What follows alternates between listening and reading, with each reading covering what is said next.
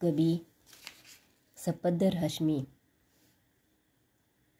इस कविता के दूसरे परिच्छेद में क्या बताते देखिए कि किताबे में चिड़िया चहचहाती है।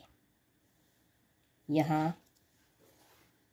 कवि ने हमें चिड़िया चहचहाती है ऐसा यहाँ लिखा है।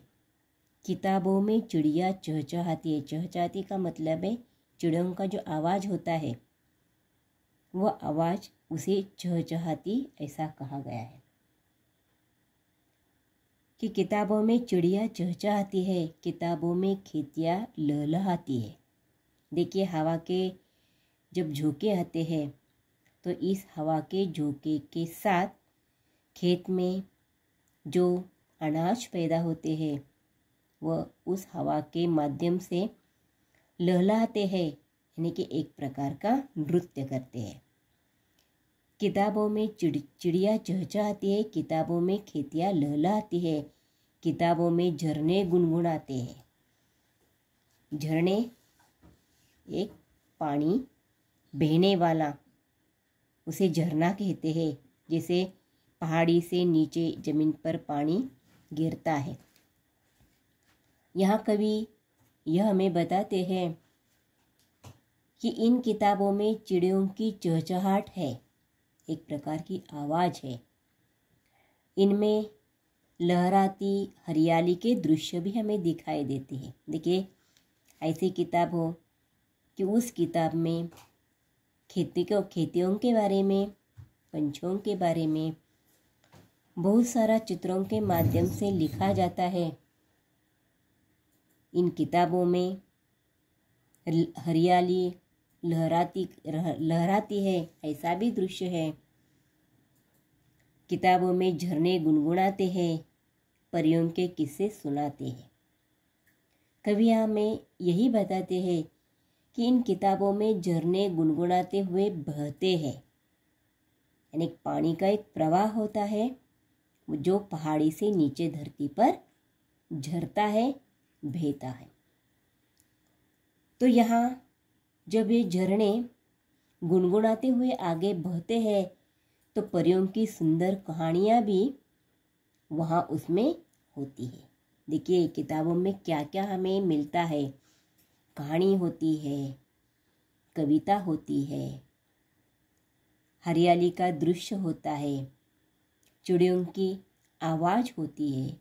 इन सभी प्रकार की बातें किताबों में हमें मिलती है। किताबों में रॉकेट का राज है, किताबों में साइंस की आवाज़ है।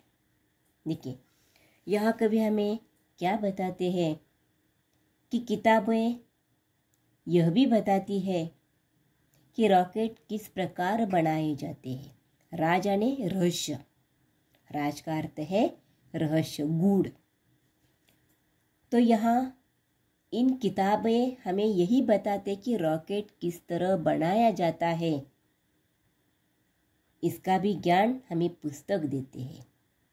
किताबों में साइंस की आवाज़ है, यानी कि सिद्धांत, साइंस, विज्ञान, अनुसंधान, खोज, इसे साइंस कहते हैं। किताबों में साइंस के सभी सिद्धांत संकलित है, यानी किस प्रकार अनुसंधान किए जाते हैं, क्या करने से क्या बन जाता है, इन सब का उत्तर इस किताबों में हमें मिलता है। किताबों का कितना बड़ा संसार है। तो देखिए यहाँ कभी हमें बताते हैं कि किताबों में बहुत सारा ज्ञान भरा पड़ा है। इसका जो संसार है असीम है, अमर्याद है, बहुत बड़ा है, उसकी कोई सीमा ही नहीं है। किताबों में ज्ञान की भरमार है। भरमार यानी अधिक मात्रा में ज्ञान है। किताबों में ज्ञान की भरमार है, यानी कि किताबों में ज्ञान भरा पड़ा है। क्या तुम इस संसार में नहीं जाना चाहोगे? यानी इंसानों को ये किताबें बता रही है कि मानवों, क्या तुम इस संसार में जाना नहीं चाहोगे? किताबें कुछ कहना चाहती है, यानी कि यहाँ कवि कहते हैं कि क्या वहाँ विचरण करना नहीं चाहोगे? किताबें तुमसे बातें करना चाहती है, तुम्हें कुछ बताना चाहती है, तुम्हारे पास रहना चाहती है। देखिए, इस परिच्छेद में कवि ने हमें क्या बताया है कि किताब हमें क्या क्या देती है, क्या क्या बताती है, किताबों में क्या होता है, किताबें हमें क्या सिखाती है। इन सब का परिचय इस परिच्छेद में दिया है। तो यहाँ कवि हमें इस परिच्छेद में ज्ञान के बारे में, विज्ञान के बारे में सभी बातें यहाँ बताते हैं कि किताबें हमें क्या देना चाहती है।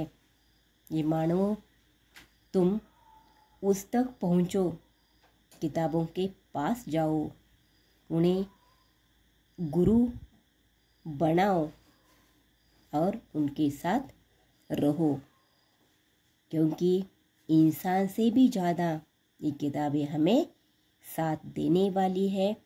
हमें बहुत मात्रा में ये किताबें हमें अधिक ज्ञान देने वाली है और इनसे तुम बहुत बड़े आदमी बनने वाले हो।